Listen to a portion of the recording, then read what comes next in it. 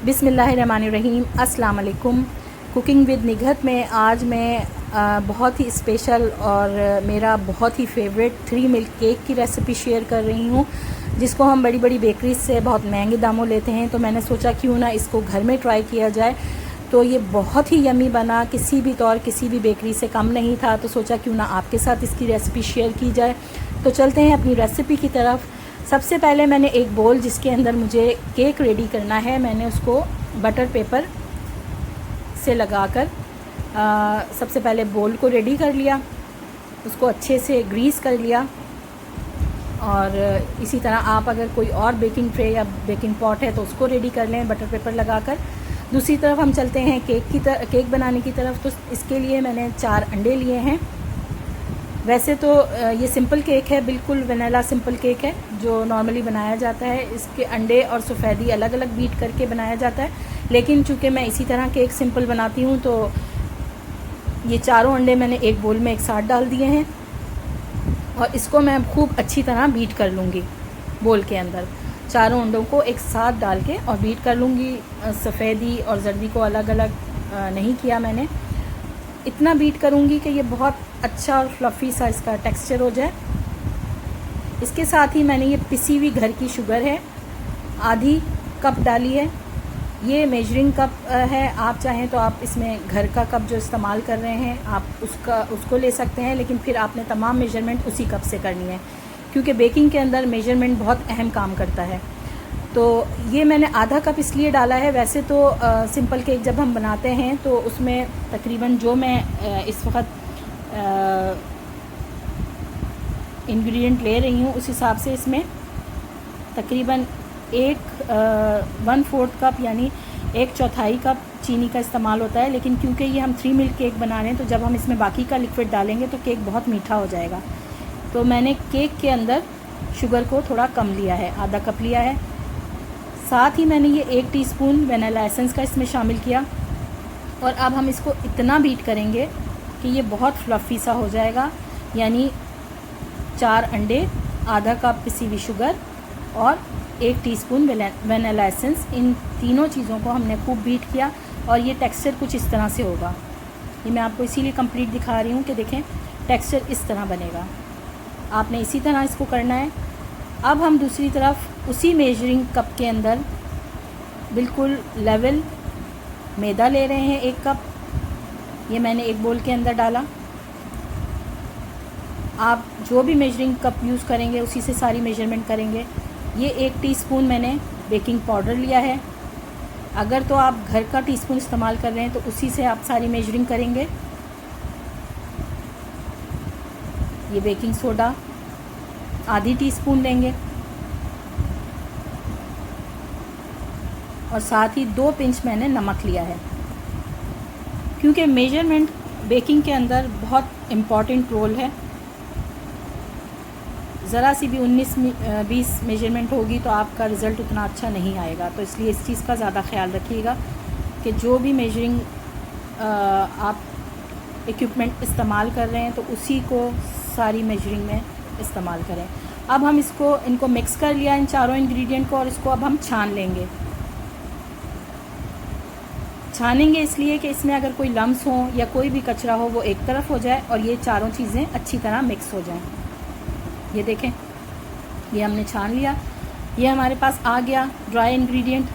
अब जो हमने बैटर तैयार किया था अंडे, चीनी और वनीला एसेंस का, उसके अंदर हम ये थोड़ा थोड़ा मैदा शामिल करेंगे। अब हम इसको स्पैचुला की मदद से इस पोजीशन पे फोल्ड करेंगे। यहाँ पे हम बीटर का इस्तेमाल नहीं करेंगे, क्योंकि अगर हम यहाँ बीटर का इस्तेमाल करेंगे तो हमारा केक जो है वो सख्त हो जाएगा।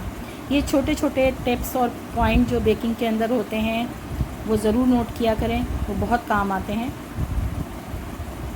और उससे बहुत फ़र्क पड़ता है। हमने इसको इसी तरह हल्के हाथ से फ़ोल्ड करना है, बहुत ज़्यादा सख्त हाथ भी इस्तेमाल नहीं करना। बाकी का भी हमने इसमें डाल दिया ये मैदा और इसको हमने हल्के हाथ से फ़ोल्ड करना है।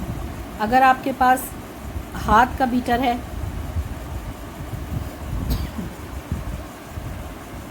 तो आप उससे भी हल्के हाथ से फोल्डिंग करें।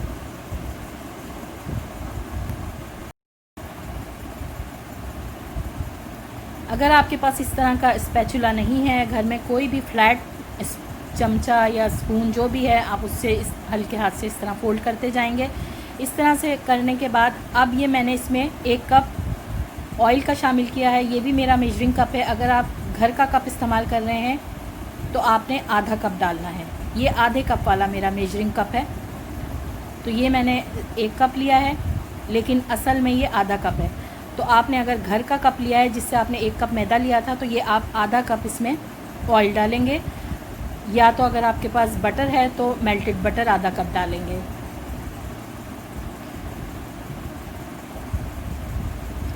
अब जो हमारा बोल था जिसमें हमने केक बेक करना है, उसमें ये बटर पेपर लगा हुआ है। मैंने और अच्छे से ग्रीस कर लिया ताकि हमें जब केक बेक हो जाए तो उसको निकालने में आसानी हो।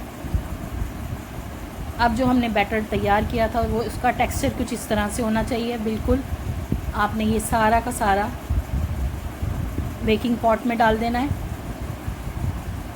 जो भी आपके पास बेकिंग पॉट है आपने उसमें ये सारा का सारा ट्रांसफ़र कर देना है।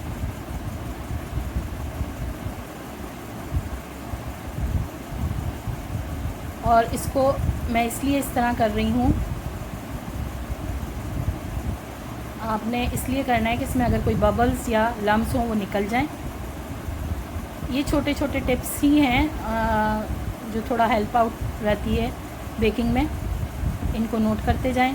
ये मैंने इस तरह से इसको सेटल किया। और अगर आप अवन के अंदर रख रहे हैं तो आप अपनी अवन की रीडिंग के हिसाब से 180 या 170 डिग्री पर 20 से 25 मिनट में केक रेडी हो जाता है। और अगर हम माइक्रोवेव में कर रहे हैं तो 6 से 7 मिनट में। ये हमें खुद अंदाज़ा होता है अपने कि हमारा अवन कितना टाइम लेगा और हमारा माइक्रोवेव कितना। तो ये मैंने माइक्रोवेव में तैयार किया और ये मेरा 6 मिनट में रेडी हो गया है केक। इसको अब हम ठंडा होने छोड़ देंगे। ये आहिस्ता आहिस्ता साइडें छोड़ रहा है। अब ये ठंडा होने हम इसको रख देंगे। और दूसरी तरफ हम लिक्विड तैयार करेंगे 3 मिल्क केक का। तो ये मैंने 1 कप गाढ़ा सा फ्रेश मिल्क लिया है। इसके साथ ही मैंने ये 1 कप कंडेंस मिल्क लिया है। ये पूरा मैंने डब्बा डाल दिया है। ये पूरा 1 कप के बराबर है।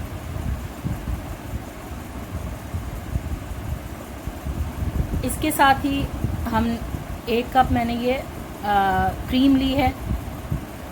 ये तकरीबन 1 कप ही है, पूरा डब्बा में डाल दूँगी। इन तीनों चीज़ों को हमने खूब अच्छे से बीट कर लेना है, मिक्स कर लेना है, चाहे वो आप हैंडी बीटर से करें। और इसके साथ ही 1 टीस्पून वनीला एसेंस डाला है। अगर आपका वनीला एसेंस स्ट्रॉन्ग है तो आप आधी टीस्पून डालें और इसको खूब अच्छे से बीट कर लें। अब केक को हमने एक प्लेट में शिफ्ट कर लिया और ये जो बोल खाली हुआ है, ये हमने बिल्कुल सिंपल केक बनाया है। इसमें कोई एक्स्ट्रा चीज़ नहीं है, बिल्कुल सादा सा केक है।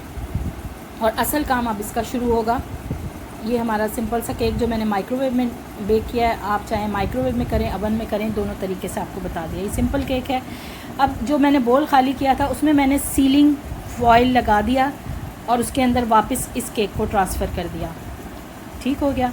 जिस बोल के अंदर या जिस पैन के अंदर या जिस पॉट के अंदर केक को हमने बेक किया था उसके अंदर हमने सीलिंग फॉइल लगाया और उसमें वापस केक को ट्रांसफ़र किया। और अब मैं ये मेरे पास एक निडल है, इसके थ्रू मैं इसमें होल कर रही हूँ। ये होल नीचे तक हों ताकि जब हम इसमें 3 मिल्क का लिक्विड डालें तो वो अंदर तक सोक हो जाए। आप चाहें तो ये होल अगर आपके पास निडल नहीं है तो आप फोक से भी कर सकते हैं, लेकिन इतने अच्छे तरीके से कीजिएगा कि ये नीचे तक केक का जो लिक्विड है जो हमने बनाया है 3 मिल्क केक के लिए, वो नीचे तक सोक हो जाए, नीचे तक चला जाए।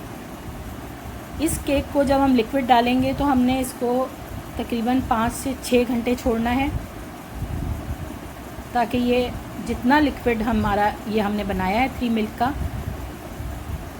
ये अच्छे से सोक हो और केक में खूब केक अच्छी तरह सेटल हो जाए। मैं ये रात को केक बना के रख देती हूँ फ्रिज में, ये तमाम लिक्विड डाल के, और सुबह तक ये बहुत अच्छे से सोक भी हो जाता है और पूरा अच्छे से सेटल हो जाता है। और ये इतना यम्मी, इतना टेस्टी, इतना सॉफ्ट बनता है कि आप बेकरी का केक खाना भी भूल जाएंगे। आपको बस दिल होगा कि आप खुद ही घर में बनाएं अपने हाथों से और ख़ुद भी खाएं, क्योंकि मुझे पर्सनली बहुत पसंद है तो मैं तो खुद बनाती हूँ और बहुत शानदार बनता है। ये हमने इसको पूरे अच्छी तरह स्प्रेड कर दिया है और अब मैं इसको पूरी रात फ्रिज में रख दूँगी ताकि ये बहुत अच्छे से सोक भी हो जाए और सेटल भी हो जाए। ये सीलिंग फॉयल यूज़ करने का मकसद ये है कि जब हम इसको निकालें तो इजीली ये बोल में से या जो भी पॉट है उसमें से आराम से निकल आए और फिर हम इसको जिस तरह भी चाहें इसकी डेकोरेशन करें। ये बहुत यमी बनेगा। इसके साथ ही दूसरी तरफ मैंने ये 1 कप क्रीम ली है। आप चाहें तो व्हिपिंग क्रीम भी ले सकते हैं। मैंने ये मिल्क पैक की क्रीम ली है और इसको मैं अच्छे से बीट कर रही हूँ क्योंकि आजकल गर्मी ज़्यादा है तो बीटिंग में थोड़ा प्रॉब्लम होता है, लेकिन ये है कि अच्छे टेम्परेचर में करें। और 2 टेबल स्पून मैंने इसमें आइसिंग शुगर डाली है और इसको खूब अच्छे से मैंने बीट करना है। अगर ये व्हिपिंग क्रीम होगी तो बहुत ही अच्छे से बीट हो जाएगी और बहुत अच्छा इसका रिज़ल्ट आएगा। आप इसको अच्छे से बीट करें और फिर हम इसको ऊपर से केक के डेकोरेट करेंगे।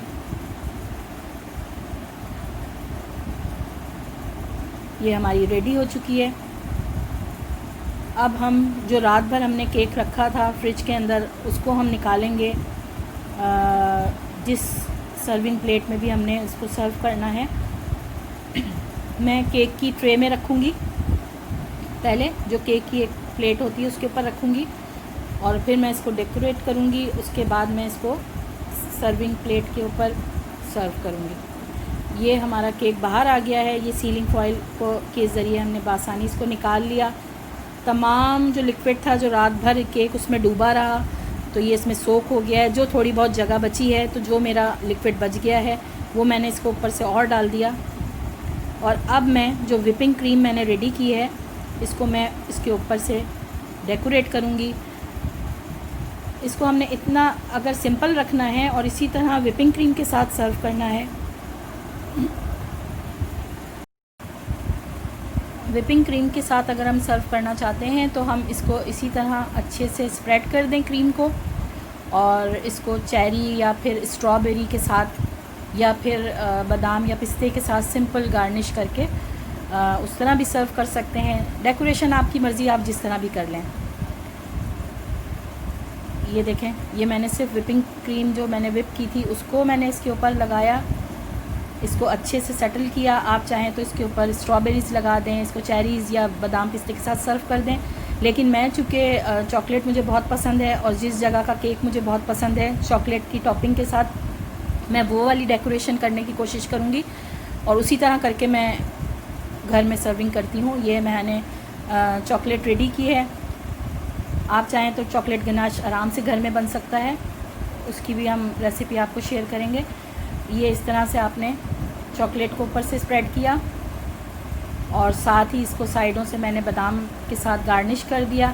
अब मैं आपको कट करके दिखाऊंगी कि ये कितना सॉफ्ट, कितना यमी, अंदर पूरा अच्छी तरह सोक हो गया है तीनों मिल्क और बहुत मज़ेदार बना है। बिल्कुल अब हमें बाज़ार से या बेकरी से मंगाने की ज़रूरत नहीं है। आराम से हम इसको घर में बना सकते हैं और मैं बनाती रहती हूँ और बहुत यमी बनता है। मेरा बहुत फेवरेट है ये 3 मिल्क केक। आप ज़रूर इसको घर में ट्राई करें। इसी रेसिपी को फॉलो करते हुए यकीन जाने आपका भी बहुत ज़बरदस्त बनेगा।